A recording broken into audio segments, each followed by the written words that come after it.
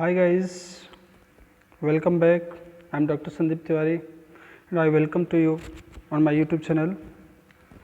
Guys, today I am going to discuss a new topic, that is a novel written by Khushwant Singh, and the title of this novel is Train to Pakistan.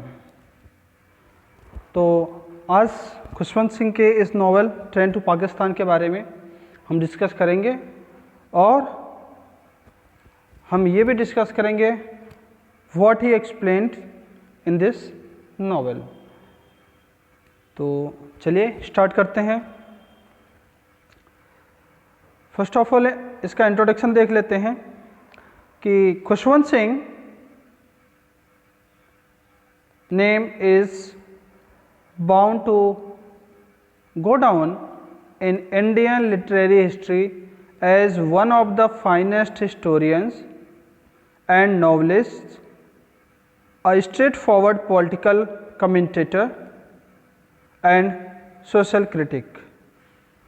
Khushwant Singh का नाम किसके साथ जुड़ा हुआ है, किन में गिना जाता है? उन ग्रेट इंडियन लिटरेरी हिस्ट्री, मतलब इंडियन लिटरेरी हिस्ट्री के जो फाइनेस्ट हिस्टोरियंस थे या जो नॉवलिस्ट रहे हैं या जो पॉलिटिकल कमेंटेटर के रूप में अपनी ज़िंदगी जिए या जो सोशल क्रिटिक के रूप में जिए, उन्हीं में से एक नाम खुशवंत सिंह का भी आता है।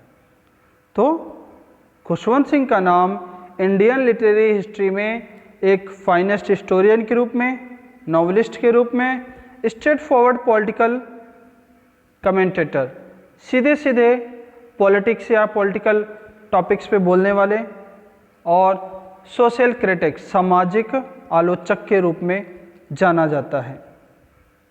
किसको? खुशवंत सिंह को। He was an Indian author, lawyer, diplomat, journalist and politician. वो अपने लाइफ के दौरान, during his life, he played so many roles, like Indian author, वो इंडियन ऑथर के रूप में भी रहे, लॉयर के रूप में भी रहे, डिप्लोमेट, कूटनीतिक के रूप में भी रहे, जर्नलिस्ट का भी काम किया, पॉलिटिशियन का भी काम किया।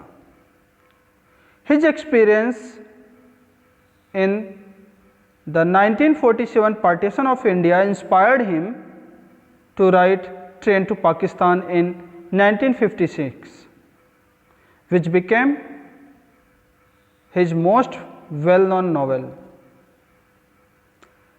1947 में जो इंडिया और पाकिस्तान का क्या हुआ था, पार्टीशन हुआ था, बंटवारा हुआ था, this partition inspired him. He was the experienced person. It means before his eyes the partition took place. उनकी आंखों के सामने ही ये पार्टीशन ने अपना स्थान लिया, पार्टीशन हुआ, and it was a great experience, it was a thrilling experience for him, and he was so much inspired by that partition that he wrote this novel Train to Pakistan in 1956, and this novel became his most well-known novel. He was a member of राज्य सभा के भी सदस्य के रूप में रहे ये। He was awarded the Padma Bhushan in 1974 by the President of India. 1974 में इंडियन प्रेसिडेंट ने, या by the Indian president, he was awarded Padma Bhushan award उनको मिला। आगे देखते हैं, अब इसका इंट्रो देख लेते हैं इस नॉवेल का। Train to Pakistan, also titled as Mano Majra, is a historical novel by writer Khushwant Singh. Published in 1956। ये जो नॉवेल है train to Pakistan, it was also known as Manomajra. It means the second title of this novel is Manomajra. Manomajra ऐसा title क्यों दिया गया? क्योंकि the whole novel is related to a village that is on the border of India and Pakistan, and the village is known as, या the name of village is मनोमाजरा। तो जो novel है, इस नॉवेल में एक गांव की स्टोरी है और वो गांव है मनोमाजरा, और ये मनोमाजरा जो गांव है ये इंडिया और पाकिस्तान के बॉर्डर पर है। तो ये जो नॉवेल है train to Pakistan, also known as Manomajra, is a historical novel. ये हिस्टोरिकल नॉवेल है, ऐतिहासिक नॉवेल है, क्योंकि आपको पता है हिस्ट्री बेस्ड है, इसमें हिस्ट्री के इंसिडेंट्स या हिस्ट्री का मैटर एक्सप्लेन किया गया है। And it is written by writer Khushwant Singh. Khushwant Singh के द्वारा लिखा गया है ये, and it was published in 1956। 1956 में ये पब्लिश हुआ। It recounts the partition of India in August 1947 through the perspective of Manomajra, a fictional border village. It recounts, recounts का मतलब याद दिलाना, या it explain, या it discussed about the partition of India that took place in 1947 अगस्त। मतलब ये जो novel है वो किसके बारे में हमें डिस्कस करता है, किसके बारे में हमें याद दिलाता है? जो पार्टीशन हुआ इंडिया का, कब? अगस्त 1947, उसके बारे में बताता है। बट इन द रिलेशन या इन द रेफरेंस या in the perspective of मनोमाजरा।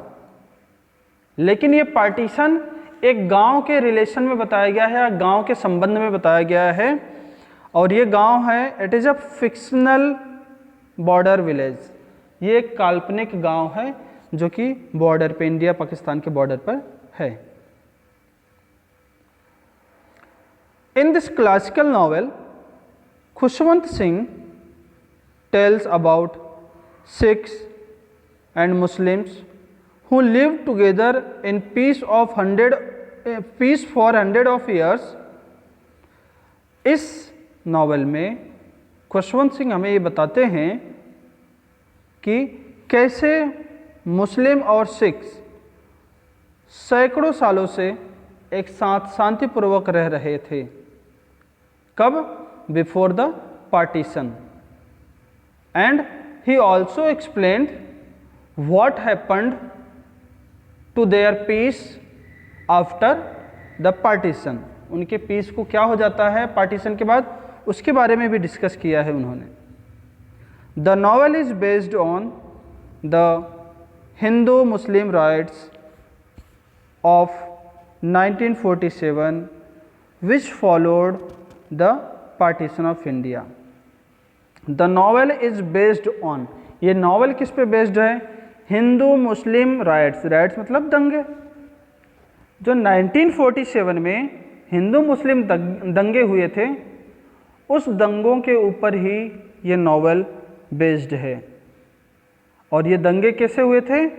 After या followed the partition of India. Partition of India के बाद जो हिंदू मुस्लिम के बीच में दंगे हुए, उन दंगों के ऊपर या उस दंगे के ऊपर ये क्या है? नॉवेल है। आगे देखते हैं। This novel depicts the bitter and dirty truth of Indian independence which we call division. This novel depicts, ये नॉवेल एक्सप्लेन करता है या पोर्ट्रेट करता है, चित्रित करता है, या डेपिक्ट हमारे सामने प्रेजेंट करता है क्या? बिटर एंड डर्टी, बहुत कड़वा एवं डर्टी, बहुत गंदा, ट्रुथ ऑफ इंडियन इंडिपेंडेंस, भारतीय स्वतंत्रता, विच वी कॉल डिवीजन, जिसको हम क्या कह रहे हैं? डिवीजन मतलब बंटवारा। भारतीय स्वतंत्रता जिसको हम क्या कहते हैं? बंटवारा। बंटवारे के बाद जो मिली भारतीय स्वतंत्रता है, ये नॉवेल उस भारतीय स्वतंत्रता के बिटर एंड डर्टी पक्ष को या उस साइड को एक्सप्लेन करता है कि बंटवारे के बाद कैसा समाज हो गया है और कैसे लोग हो गए हैं, उसके बारे में हमें एक्सप्लेन करता है ये novel. Singh provides information about various religious practices of both Sikhs and Muslim in rural India, including the daily life of individuals from both practices. Singh मतलब खुशवंत सिंह प्रोवाइड्स इंफॉर्मेशन, हमें सूचना प्रोवाइड करते हैं, हमें ज्ञान देते हैं अबाउट वेरियस रिलीजियस प्रैक्टिसेस, बहुत सारे जो रिलीजियस धार्मिक प्रैक्टिसेस मतलब क्रियाकलाप या क्रियाक्रम या कार्यक्रम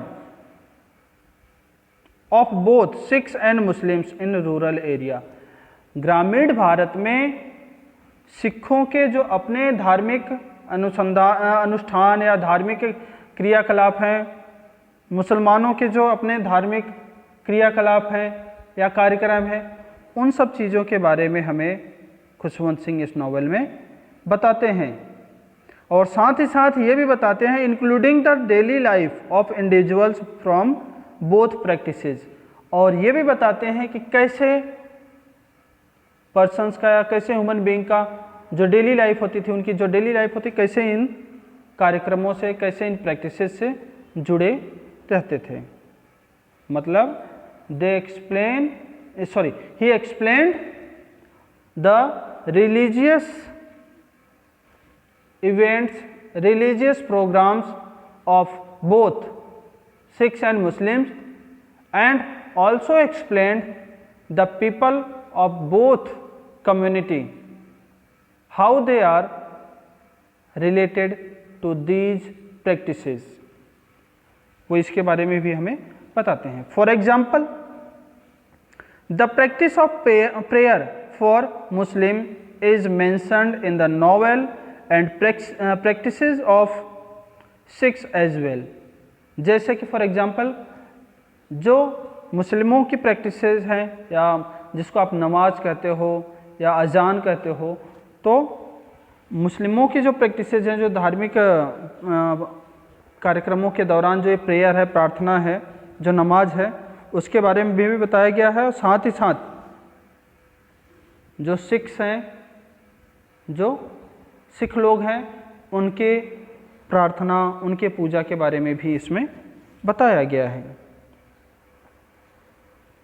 Instead of depicting the partition in terms of only political events surrounding it, Singh digs into a deep local focus, providing a human dimension which brings to the event a sense of reality, horror and believability,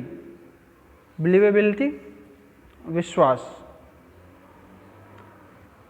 तो instead of depicting the partition in terms of only the political event surrounding it, मतलब उन्होंने, खुशवंत सिंह ने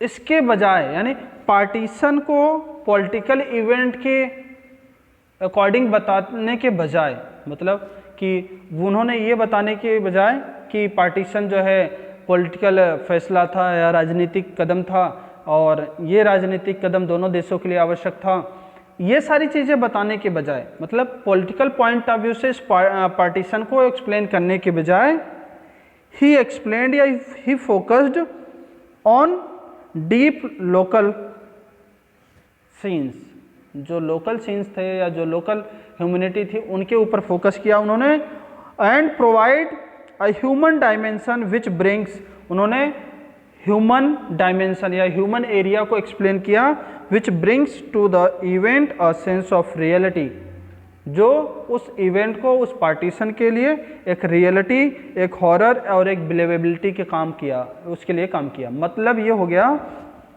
कि partition को एक political decision की बजाय या एक पॉलिटिकल स्टेप बताने के बजाय, उन्होंने इससे दूर हट करके इस पार्टीशन के बाद जो वहाँ की कंडीशंस थी, जो ह्यूमन इफेक्ट था, जो इफेक्ट था ह्यूमंस के ऊपर, जो वहाँ की रियलिटी थी या जो वहाँ की कंडीशंस थी उसके बारे में बात किया, और जिससे ये जो पूरा इवेंट है वो पूरा एक रियलिटी के साथ, एक हॉरर के साथ और एक टू मच मैटर के साथ हम लोगों के सामने प्रेजेंट किया गया। तो आपने देखा खुशवंत सिंह के बारे में थोड़ी सी इंट्रोडक्शन और उनके इस नॉवेल ट्रेन टू पाकिस्तान के बारे में थोड़ा सा इंट्रोडक्शन अब तक हमने देखा, और आई होप आपको बेस समझ में आ गया होगा कि ये नॉवेल किस बेस पे है और इस नॉवेल में क्या चीज़ होने वाली है। तो आज के लेक्चर में बस इतना ही। अपने नए या अपने नेक्स्ट लेक्चर में हम इसके कुछ कैरेक्टर्स के बारे में पढ़ेंगे और फिर इसके स्टोरी के बारे में डिस्कस करेंगे। सो आज के लिए बस इतना ही। Thank you.